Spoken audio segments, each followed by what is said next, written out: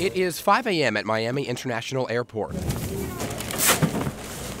And a slew of volunteers from former Yankee catcher Jorge Posada and his wife Laura's organization are loading relief supplies and medicine onto a chartered plane. There's a lot of diseases that are developing now because of the situation, and a lot of people are getting sick, so we need to get a lot of medication into the island.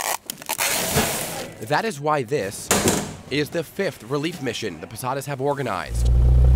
And this time, Pix 11's cameras were exclusively invited along. Only 5 people aboard a plane that fits hundreds. But just wait. This is just one of the many planes the Posadas have chartered to fly into Puerto Rico. Underneath us, packed with medical supplies and necessary aid that so many people on the island of Puerto Rico need. As you can see, the plane completely empty. But on the return flight, these seats will be filled with those people who desperately need medical help. On our flight, 20-year-old Alejandro Sobrino, a volunteer from the Posada organization. What does this mean for you to be on this kind of relief mission? I feel like it's a really unique opportunity to give back in a way that not most people that are involved. Once again, ladies and gentlemen. 2 hours later, wheels down in San Juan and just steps off the plane. ¿Cuántos años tienes?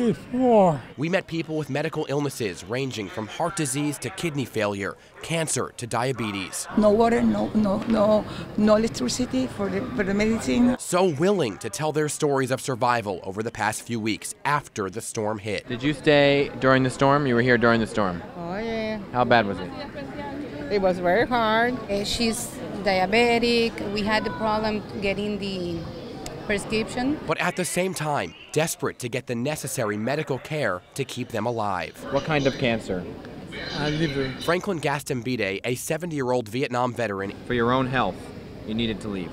Yeah. is just one of these 75 people now being flown back to Miami by the Posadas. Is it difficult leaving your wife? Yes, but I'm gonna be with my second wife, which is my daughter. No matter the difficulty, you could see the determination and the heart as one by one they were helped onto the plane. In the air, we met Deborah Ibarra, a volunteer nurse from Texas who flew to Puerto Rico on her own and went to the hard-hit village of Vieques. She was a 103-year-old that was living with a cognitively impaired niece. They were running out of their medications. So Deborah was able to get Angela Paria onto a helicopter for the first time in her life. To this very flight, the efforts truly recognized. Just listen. Que te quiero mucho. I love you so much, she says. You're my friend now. Buena amiga. Everybody is somebody's somebody, and she's somebody's somebody, and so that makes her important. And so for me, it was personal because I would want the same for my grandmother. And so that's why we worked so hard to do it.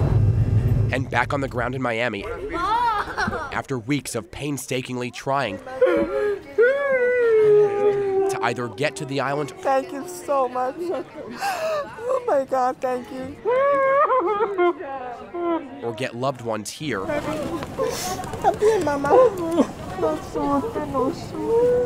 families reunited at last.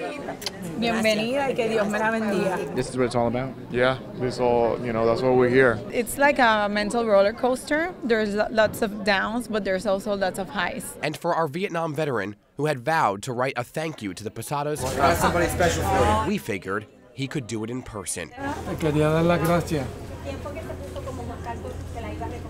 Tranquilo. We're here to welcome back, to a little bit of happiness.